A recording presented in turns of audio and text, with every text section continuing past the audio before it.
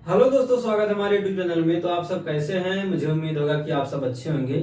तो आज हम बताएंगे कुछ ऐसे प्रेम कहानी कि जो आज की डेट में किसी के ऊपर विश्वास नहीं है कि ये मेरा साथ देगा। पति या पत्नी या किसी का प्रेम कहानी, किसी के ऊपर विश्वास नहीं है, क्योंकि आज का टाइम या आज का डेट ऐसा ही चल रहा है कि किसी के ऊपर कोई विश्वास जल्दी करता नहीं है। तो कुछ ऐसे ही प्रेम कहानी नेपाल से आई है, विवेक और सृजना की। ये 8 साल से प्रेम करते थे दोनों लोग। उसके बाद शादी कर ली। उसके बाद इसने ये दोनों लोग सोचे कि कुछ करके दिखाना है, मतलब दुनिया में कुछ करके दिखाना है, आगे बढ़ना है कि उससे नाम रोशन हो। तो दोनों लोग पढ़ाई में लग गए, लेकिन भगवान को कुछ दूसरा ही मंजूर था। उसके बाद ये हुआ कि विवेक को कैंसर हो गया। फिर सृजना अमेरिका में पीएचडी कर रही थी, तो उनको पता चले कि मेरे हस्बैंड को कैंसर हो गया। तो उसने पढ़ाई वढ़ाई छोड़कर इनके पास आ गई। सब कुछ छोड़कर, पढ़ाई वढ़ाई सब छोड़कर इनके पास सेवा में लग गई। लेकिन सृजना भी उधर पढ़ाई वढ़ाई छोड़कर इनके पास आ गई। सबको पता हो गया था कि ये अब नहीं बचेंगे ज्यादा दिन। विवेक को भी पता हो गया था, क्योंकि अब मेरा लाइफ खत्म है, अब मैं नहीं बचूंगा। लेकिन सृजना ने उनके दिमाग में ये नहीं आने दिया कि ये तुम, मतलब इनका वो तबीयत खराब, मतलब हौसला देती रही। दोनों लोग उन ठीक करने में, कैंसर को ठीक करने में दोनों लोग, मतलब सृजना जो थी, इनके मन में ये नहीं आने दिया कि तुम बीमार हो या तुम ठीक नहीं हो सकते। क्योंकि इन दोनों लोग को, मतलब विवेक को भी पता हो गया था कि हम बहुत मुश्किल है, 100% में 95% ना है। सृजना को भी पता हो गया था, लेकिन ये लोग लड़ाई लड़ते थे भाई, ठीक हो जाएगा। कहीं ना कहीं सृजना भी ने उनके साथ कुछ व्यवहार या प्रेम ऐसी करती थी कि उनको मालूम ना हो कि मेरा तबीयत खराब है या मुझे कैंसर हो गया। उनके साथ मतलब बोल चाल, उठना बैठना कुछ ऐसे ही करती थी। उनका मतलब साथ नहीं छोड़ा। लेकिन कुछ ऐसे टाइम होता है कि सब लोग का होता है, मतलब आज की डेट में ऐसा होता है कि किसी के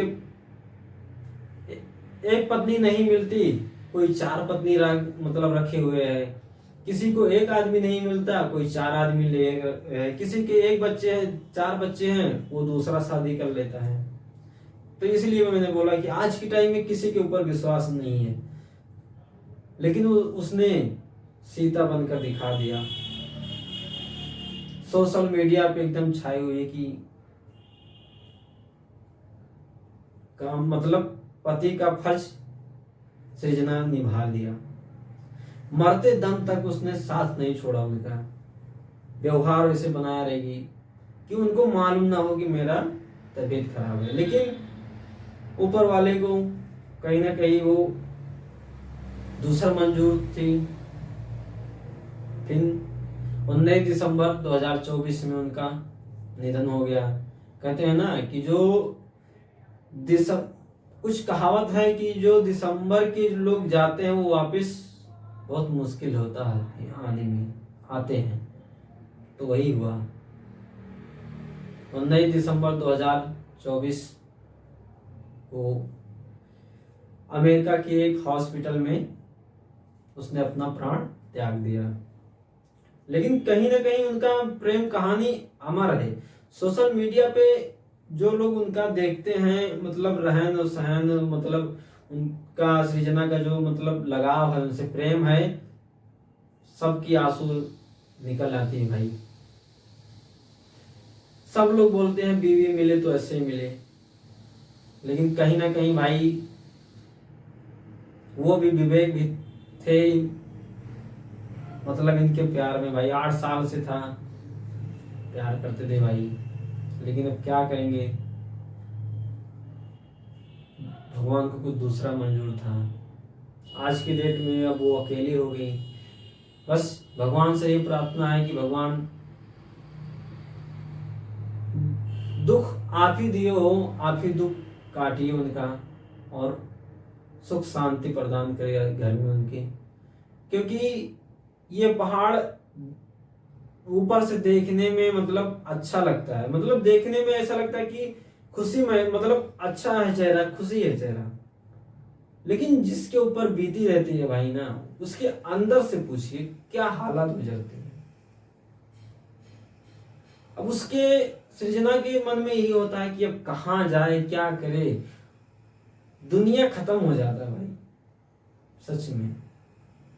आज वही हुआ उनके साथ ही, इतना मेहनत दिन रात एक कर दी सृजना ने उनके पीछे। उनका बाल कैंसर की वजह से झड़ गया था, उनको मतलब ये ना प्रभाव पड़े कि इनका बाल है, उसने भी अपना बाल भी कटवा लिया, बोली कि जैसा तुम रहोगे वैसा मैं रहूंगी। उसने बहुत मेहनत किया भाई, उनके पीछे बहुत बहुत मेहनत किया। जितनी तारीफ की जाए उतनी कम है, हम ही नहीं पूरे सोशल मीडिया वाले उनकी तारीफ कर रहे हैं कि धन्य ऐसी बेटी होना चाहिए। लेकिन एक तरफ उनके ऊपर पहाड़ भी है जो लोग देखकर आंसू बह जाता है, और कुछ एक साइड है कि उनको देखकर लोग तारीफ करते हैं। तो कहीं ना कहीं भाई उसने इतिहास ही रच दिया। वही बोलते हैं ना कि लैला मजनू वाला कहानी, तो लैला मजनू प्रेम कथा उसने अमर कर दिया भाई, उससे भी कई गुना आगे ही निकला। तो कहीं ना कहीं भगवान उनको शांति प्रदान करे, सुख शांति प्रदान करे भाई, भगवान से ही विनती है। क्योंकि जो जिसके ऊपर पहाड़ टूटता है वही जानता है। तो कहीं ना कहीं जो पहाड़ दिए हैं भगवान, जो दुख भगवान दिए हैं उन्हीं काटिए, उनका काटिए भाई। क्योंकि ये सब सिर्फ सोचने और कहने के लिए कम है, लेकिन करने के लिए जो पड़ जाता है ऊपर बहुत ज्यादा हो जाता है भाई, बोझ हो जाता है जिंदगी, क्या करें। तो कहीं ना कहीं भगवान से विनती यही है कि उनके घर में सुख शांति प्रदान करे। दुख दिए हैं तो दुख टालिए आप ही। धन्यवाद।